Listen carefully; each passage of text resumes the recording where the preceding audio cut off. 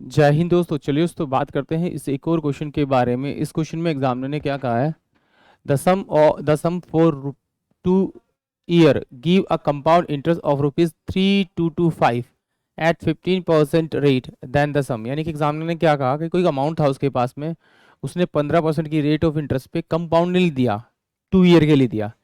तो वो एग्जामिनर पूछ रहा है कि वो टोटल जो अमाउंट था वो अमाउंट क्या था। तो चलिए देखते हैं इस क्वेश्चन को, एक बार सोल्व करते हैं।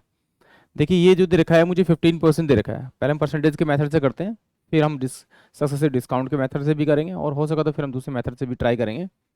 देखिए इसमें क्या कहा, इसने 15% का है।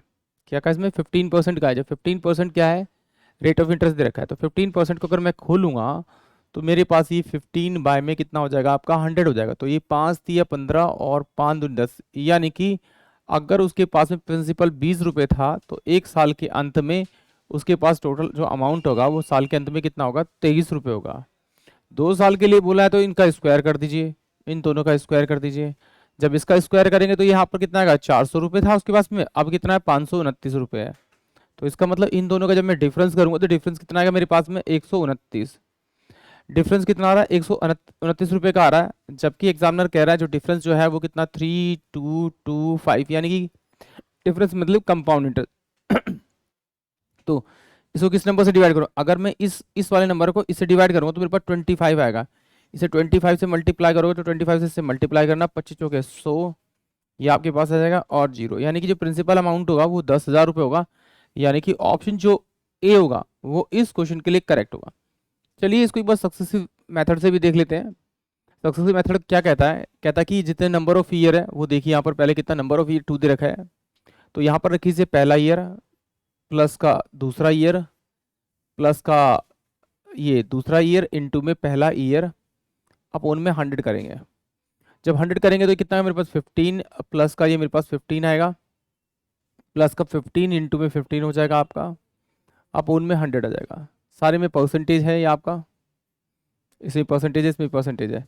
तो सोल्व करेंगे तो 32.25 ये मेरे पास में क्या आ जाएगा, इसका टोटल इंटरेस्ट आ जाएगा 2 साल के बाद का, इतने परसेंट।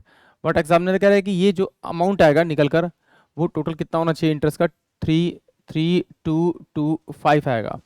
तो आएगा, तो अगर इसको मैं खोलूंगा तो इसे किस नंबर से मल्टीप्लाई करूं कि मेरे पास जो अमाउंट बन जाए वो यही बन जाए, 322। तो देखिए परसेंटेज जब खोलूंगा तो 100 नीचे आएगा, 2 पॉइंट का जीरो यहाँ पर आएगा। इसका मतलब इसको अगर मैं 10,000 से मल्टीप्लाई कर दूं तो मेरे पास में क्या आएगा, क्या आएगा, ये अमाउंट बन जाएगा। और जिससे आपने इसे मल्टीप्लाई किया वही आपका क्या होगा, प्रिंसिपल अमाउंट होगा। यानी कि 10,000 आपका इस क्वेश्चन का करेक्ट आंसर होगा। अगर नहीं इस तरह से करना तो आप इसी को आप 100 मान के कर लीजिए, इस तरह से कर लीजिए। जैसे कि यहाँ पर देखिए, अगर प्रिंसिपल अमाउंट मेरे पास में 100 रुपीज़ था तो पहले ईयर का जो इंटरेस्ट होगा वो कितना, 15 रुपये होगा। इसका दूसरे ईयर का भी 15 होगा। इस 15 का निकालूंगा क्या, 15%, 15 225, यानी कि 2.25। इन सबको ऐड करूंगा तो देखिए 32.25 यही आ रहा है। और ये 32.25 है कितना मेरे पास में आपका, 322 और 25। तो इसे किस नंबर से मल्टीप्लाई करना पड़ेगा, 100 से मल्टीप्लाई करना पड़ेगा। कैसे पता लगा, इस वाले अमाउंट को मैंने से डिवाइड किया, तो इसे इसको मल्टीप्लाई कर दीजिए।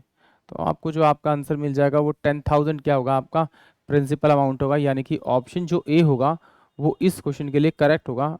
आई होप आप सभी को क्वेश्चन समझ में आएगा। जय हिंद, जय भारत।